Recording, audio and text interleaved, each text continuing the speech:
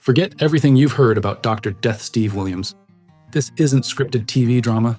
This is the real locker room heat, the fights, and the grudges that made him feared worldwide. Williams could flatten opponents in Japan, the UWF and WCW, and he did it without breaking a sweat. But behind the curtain, respect didn't always exist. Some men crossed him, some underestimated him, and some just got caught in his path. Today, we're diving into the shoot stories, the real-life clashes and grudges of Dr. Death. No kayfabe, no made-up rivalries, just raw, brutal backstage truth.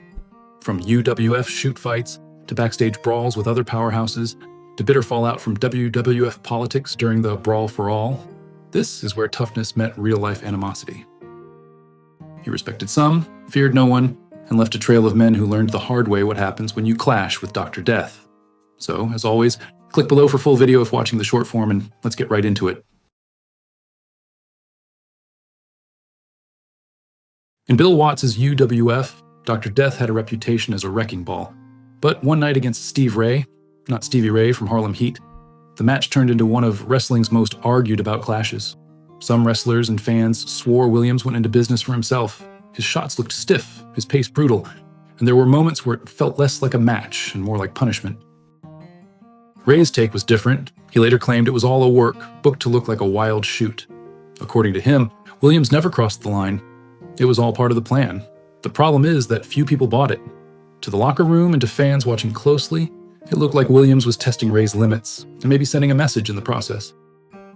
That debate is why the story lives on. Was it just convincing work, or did Williams decide to remind everyone who the toughest man in the company really was? For Williams, the mystery only added to his aura. He wasn't a man you wanted to doubt, because if you did, you'd find out the hard way. Ray walked away insisting it was business. Everyone else walked away believing Dr. Death had turned business into bruises. When two men built like tanks square up backstage, you don't get an argument, you get demolition. Dr. Death Steve Williams and Hawk from the Road Warriors weren't strangers to stiff shots in the ring, but in this case, the fists were flying without a referee. Jim Ross confirmed the scrap happened. It wasn't playful and it wasn't friendly. It was two alpha males trying to prove who had the bigger set of shoulders, and probably who had the smaller brain. Nobody remembers what started it, but that hardly matters. These weren't guys who needed reasons. Hawk had a short fuse, Williams didn't back down, and the end result was a fight that left everyone else in the locker room pretending to tie their boots very slowly. Some say it ended quickly, others claim it was a proper slugfest. What's certain is that neither man walked away with more friends than he started with. Respect maybe, bruises definitely. The fight added to both men's reputations. Hawk was still an unhinged brawler, and Dr. Death proved that if you swung on him, you'd better connect hard. And really, the only loser was the poor ring crew who probably had to mop up the blood and ego off the floor afterwards. Dr. Death Steve Williams had zero patience for wrestlers he considered weak. In Japan, everyone knew the rules: work hard, take hits, and keep up. Some Americans? Not so much. Williams openly mocked them. He called out sloppy work, laziness, and anyone who couldn't match his stiff style. Backstage, it created tension. Guys who thought they were stars suddenly realized Williams didn't care about fame, only toughness. This wasn't a scripted feud. It was Dr. Death testing limits in the locker room. If you were soft, he made sure you felt it, either in the ring or in quiet comments that stung worse than a headlock. Some tried to shrug it off, others couldn't. The message was clear: if you weren't serious, Williams had no time for you. Respect wasn't given, it was earned with sweat, pain, and consistency. Wrestlers in U.S. territories got the lesson early. Williams' reputation followed him. Don't fake toughness, don't show up half-assed or he'd notice, and he would make sure everyone else noticed too. By the time he left Japan, a lot of soft American workers had learned the hard way that being a big name didn't protect you. Williams didn't hate them personally, but he treated laziness like an offense. The humor? Watching wrestlers squirm, realizing their hard-earned paycheck wasn't enough to avoid a critique from a man who measured toughness with bruises and sneers. Dr. Death Steve Williams entered the brawl for all knowing he could beat almost anyone in the ring. What he didn't expect was to get screwed by management.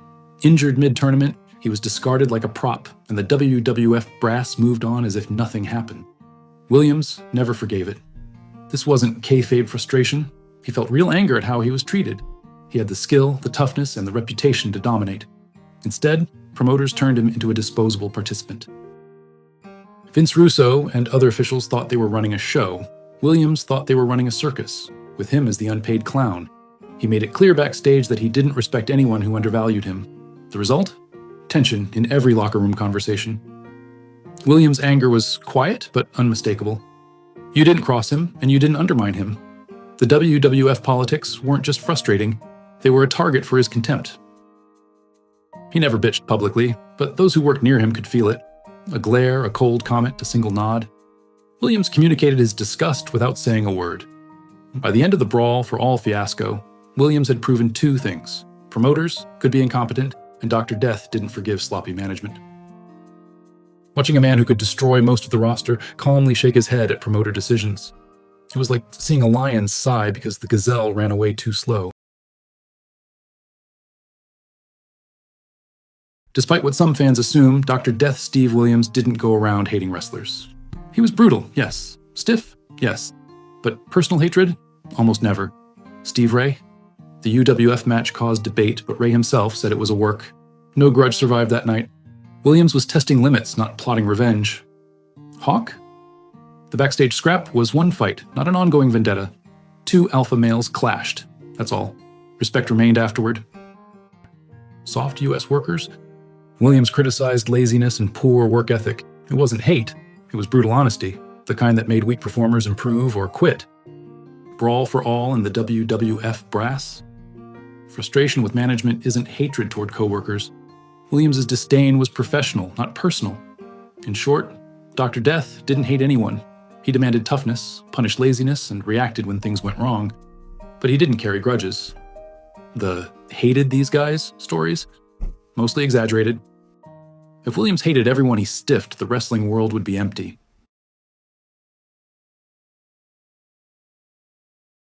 Dr. Death Steve Williams wasn't a man of hate. He was a man of standards. If you were soft, lazy, or careless, he made sure you felt it. If you were tough, he respected you. That's it. No vendettas, no grudges, carried like a badge. From UWF to Japan to WCW and the Brawl for All, he left a trail of bruises and brutal honesty. Men remembered it, promoters remembered it, and fans? They just got a front row seat to a man who demanded respect the hard way. So the next time someone claims Williams hated everyone he worked with, remember the truth. He only hated laziness and maybe bad booking, that's it. If you enjoyed watching Dr. Death demolish reputations instead of opponents, hit that like button. Smash subscribe to see more real backstage heat, brutal shoot stories, and wrestlers tested to their limits. Stick around, because the next video is going to be even nastier. Thanks for watching.